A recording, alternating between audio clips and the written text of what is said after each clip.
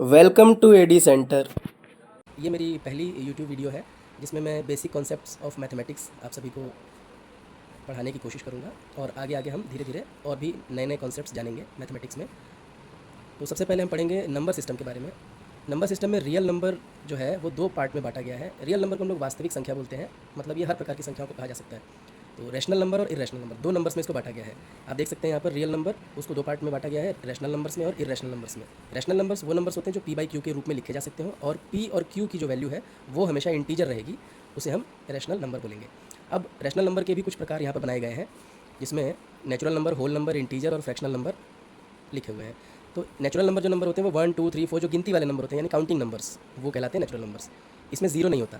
अगर इसमें जीरो हो जाता है तो उसे हम होल नंबर कहेंगे। बाकी नंबर तो काउंटिंग नंबर रहेंगे 1 2 3 4 इनफाइनाइट तक, और जब इसमें जीरो लग जाता है तो वो होल नंबर कहलाता है। हम लोग रैशनल नंबर को परिमेय संख्या बोलते हैं, इरेशनल नंबर को अपरिमेय संख्या बोलते हैं हिंदी में, नेचुरल नंबर को प्राकृतिक संख्या बोलते हैं और होल नंबर को पूर्ण संख्या बोलते हैं। इंटीजर यहाँ पर जो मैंने यहाँ पढ़ाया था अभी, इंटीजर पी और क्यू की जो वैल्यू बताई थी, वो नंबर पूर्णांक कहलाते हैं, मतलब पूर्ण अंक यानी कंप्लीट नंबर्स। लेकिन कहाँ से कहाँ तक? माइनस इनफाइनाइट से लेकर जीरो तक, जीरो के बाद फिर प्लस इनफाइनाइट तक। मतलब ये कि सारे के सारे नंबर जो कंप्लीट नंबर्स होते हैं, जैसे कि 2 3 5 -5 ये सब। और इसमें 2.3 अगर मैंने लिखा तो वो नहीं होगा, ये इंटीजर नहीं कहलाएगा, ये कहलाएगा फ्रैक्शनल नंबर। तो फ्रैक्शनल नंबर वो नंबर होते हैं जो पी बाई क्यू के रूप में लिखे जा सकते हो, क्यू की वैल्यू जीरो ना हो और पॉइंट में लिखे जा सकते हो। अगर कोई नंबर पॉइंट में लिखा है यानी दशमलव में 2.5 लिखा है अगर, तो उसको हम 5/2 के फॉर्म में भी लिख सकते हैं यानी पी बाई क्यू के रूप में। तो ये एक तरह से फ्रैक्शनल नंबर हुआ। इसी तरह से ये फ्रैक्शनल नंबर्स तब कहे जाएंगे जब इनके पॉइंट के बाद के जो नंबर्स होंगे या तो वो रिपीटिंग होंगे एक जैसे इनफाइनाइट तक, और या तो वो टर्मिनेटिंग होंगे, कहीं ना कहीं खत्म हो जाएंगे पॉइंट के बाद। ठीक है, तो ये हो गया। फिर अब इरेशनल नंबर के बारे में जानते हैं। इरेशनल नंबर वो नंबर्स होते हैं जिनको हम लोग रैशनल का ऑपोजिट बोल सकते हैं, अनरियल बोल सकते हैं, इमेजिनरी भी बोल सकते हैं। इमेजिनरी खैर अभी नहीं बोलेंगे, चलो फिर भी मैंने लिख दिया है। जैसे कि √2, अब 2 यहाँ पर है प्राइम नंबर। प्राइम नंबर वो नंबर होते हैं जो खुद की टेबल में और 1 की टेबल में है ओनली, तो उनका अंडर रूट अगर हम निकालते हैं तो वो होते हैं इरेशनल नंबर्स। अब इरेशनल नंबर मैंने एग्जांपल देकर तो समझा दिया, लेकिन ये होते क्या है उसके बारे में भी अभी जानेंगे। तो मैं एक और प्रकार बता दूं कि इरेशनल नंबर के और परिवार में कौन कौन आता है।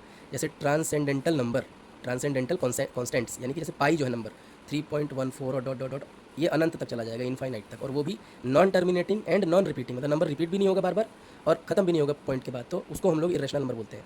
आपको मुझे लगता है कि आई होप समझ में आ गया होगा। ये नॉन टर्मिनेटिंग और नॉन रिपीटिंग आफ्टर डेसिमल के जो नंबर होते हैं, डेसिमल के बाद वाले नंबर नॉन रिपीटिंग और नॉन टर्मिनेटिंग हो तो वो इरेशनल नंबर कहलाते हैं।